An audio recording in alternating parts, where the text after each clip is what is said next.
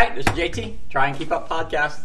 I have somebody that is extremely hard to get to sit down.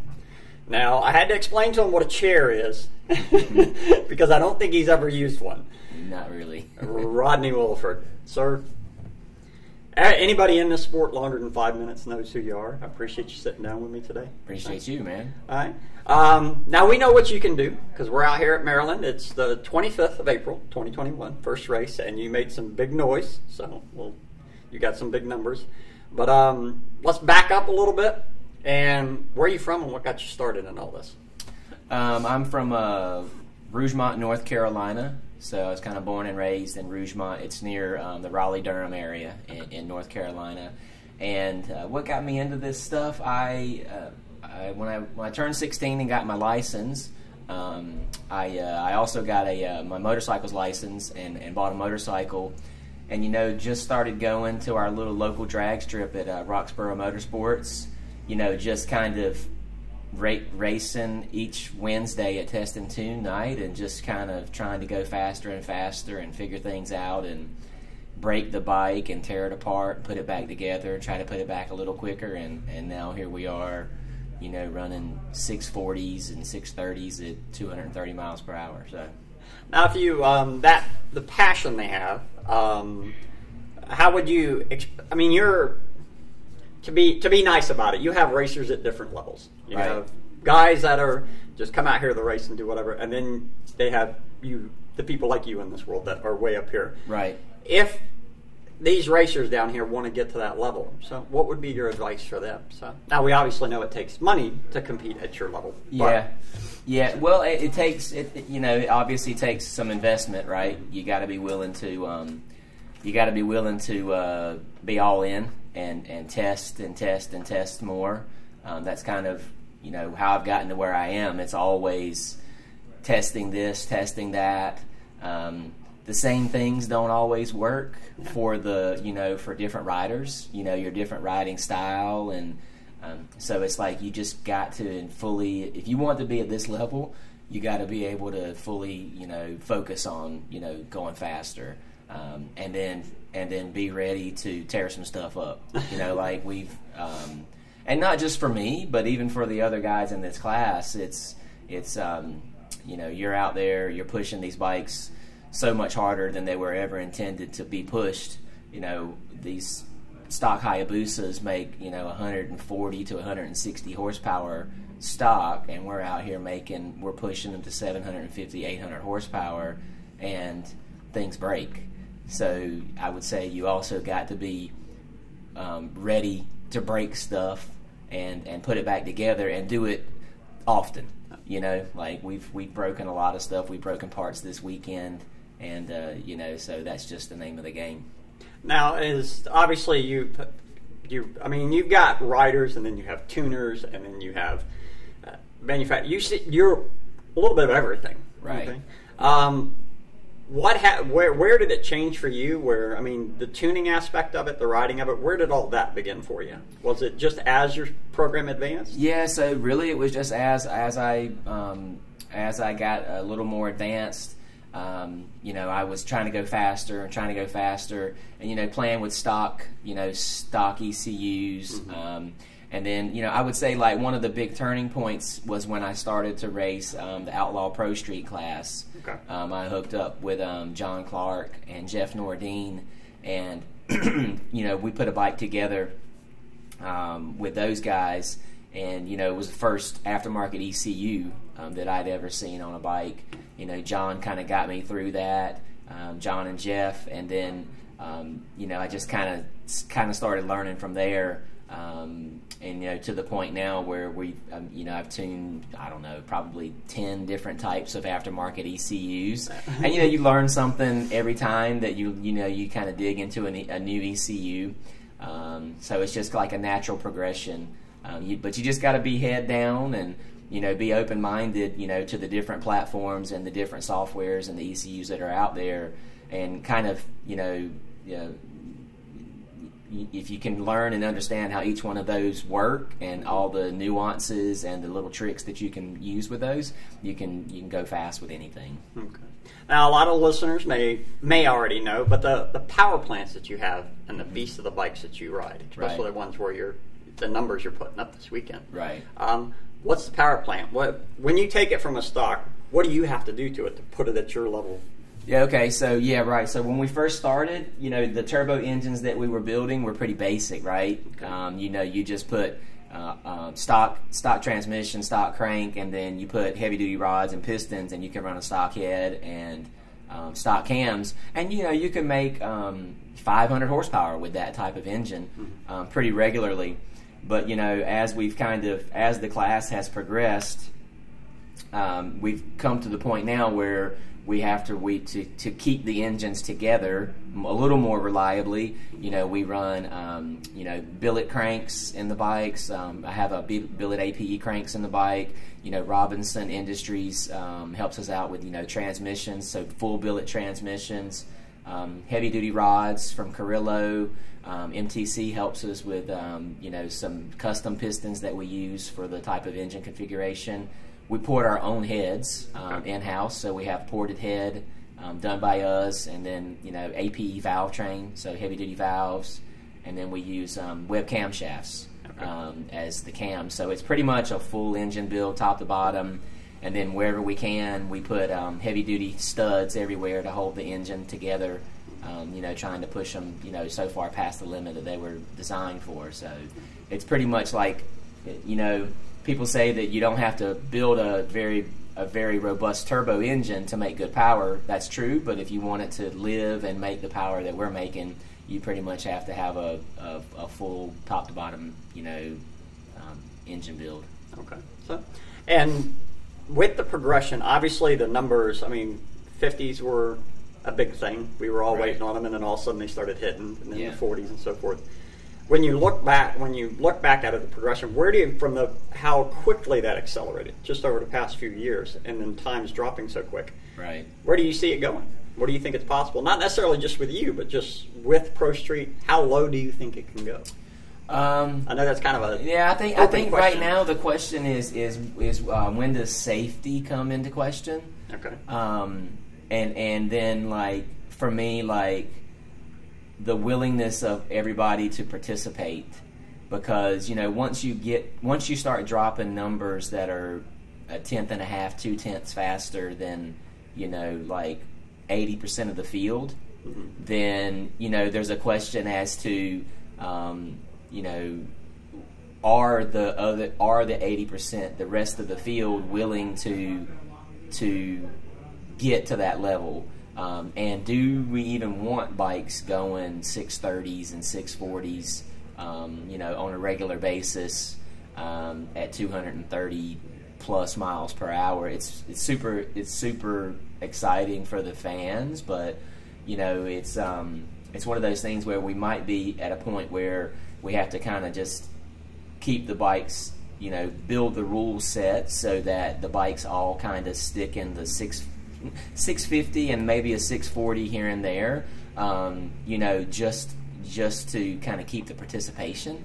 Because you said earlier, people are at different levels, and it's one of those things where a good majority of the field may not be willing to do the parts breakage and do the testing and all the stuff that comes along with trying to go that fast. And if you lose the participation, then you in turn you hurt the class. So there's kind of like a fine line you have to build there.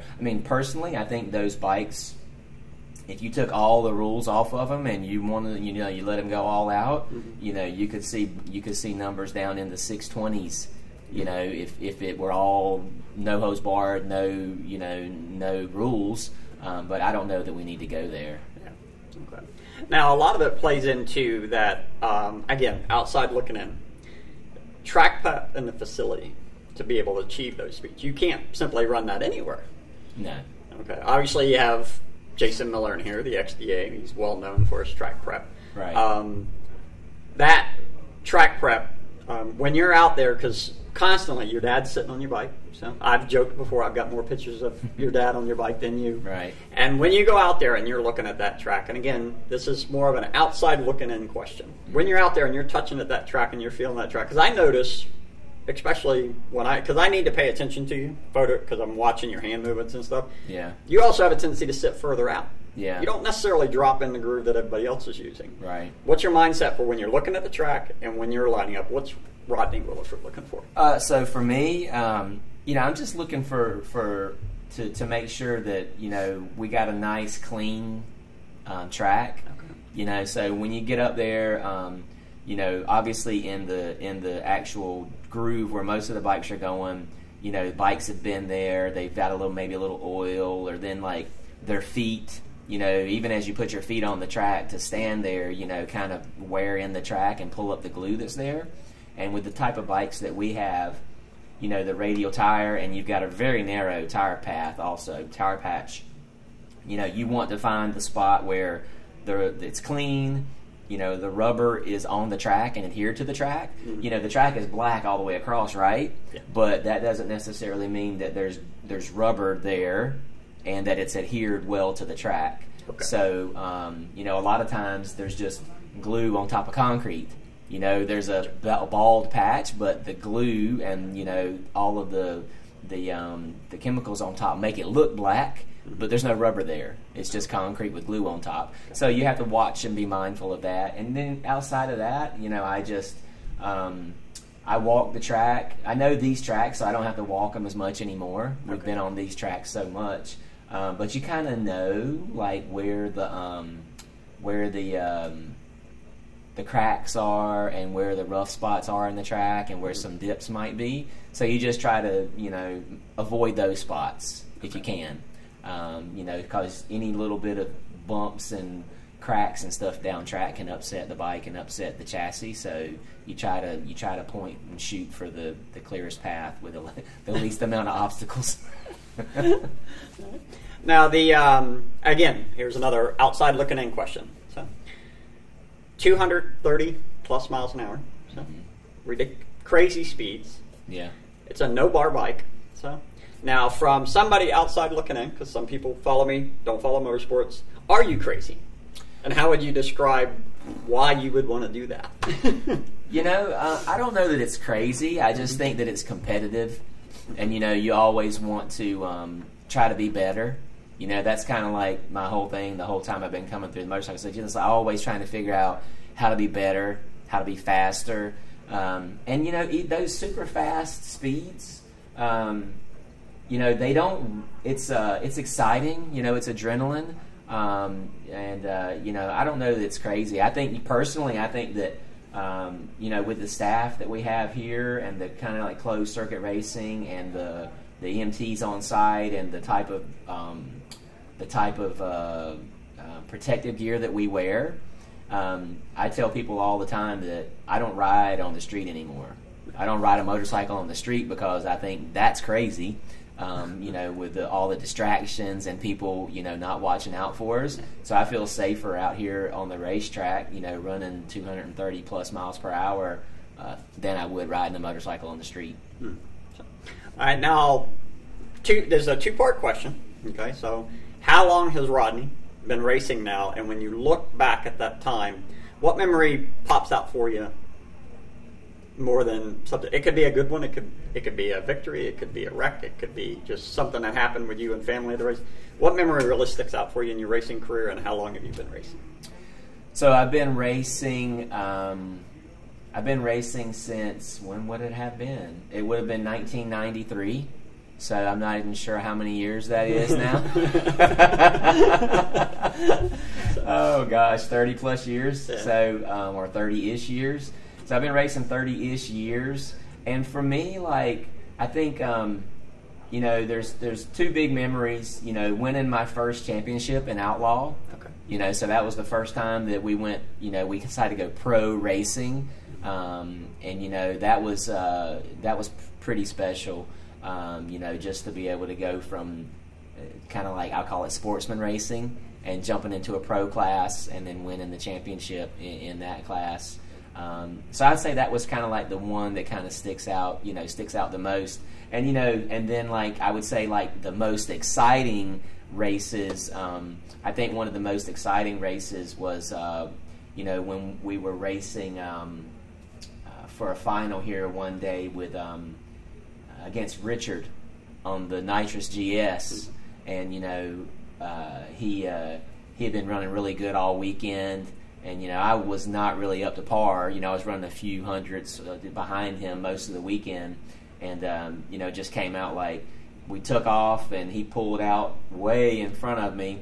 And then, like, I just kind of like, I saw him way out there and I said, okay, just believe, just believe, just believe. And, I finally caught him right there at the very end. So, that was pretty exciting for everybody because I think that, everybody was ready to see the fastest, nitrous and turbo bikes go at it. So that was pretty cool. Yeah, that's good. That's a good weekend. Yeah. Now, 2 more questions because I know he's busy. He's got a ton of work sitting over near his trailer. So yeah, broken parts. We already talked about that one, huh? Yeah. So, what do you do when you're not racing? So my day job. So I don't do motorcycle stuff full time. My day job, I work for a medical equipment company. I'm a finance guy, so I'm a finance manager for a medical equipment company.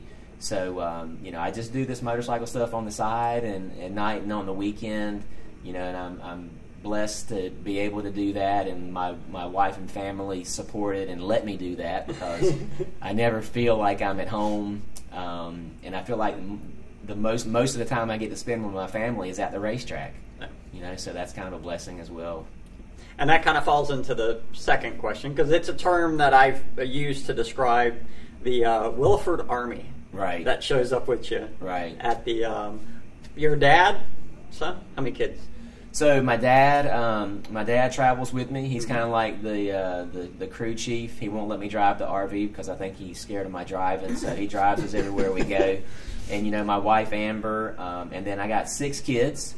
6 kids: Skylar, Cheyenne, Sadie, Sawyer, Sailor, and Sutton. They all begin with an S. Skylar named them. After she was born, she named the rest of them. So they all start with an S. They all have 6 letters, and they all have a Y in them somewhere. So you can figure out the spelling, between all of those, but they all have a Y in them.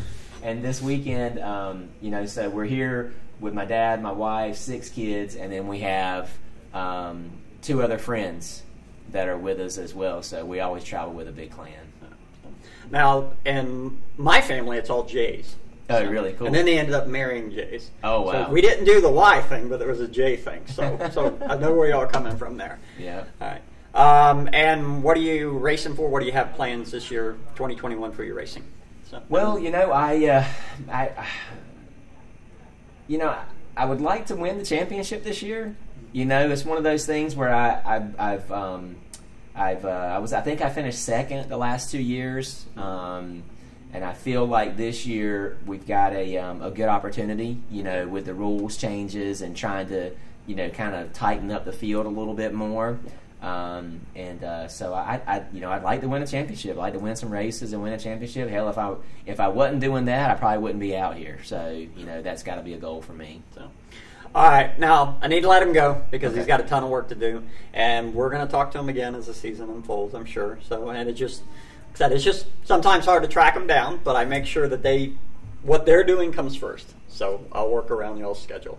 Yeah. Thank you, Rodney, for coming in and talking with me. I appreciate it. No worries. Thanks for everything you do, JT, keeping everybody up to date and well informed. All right. Thank you, sir.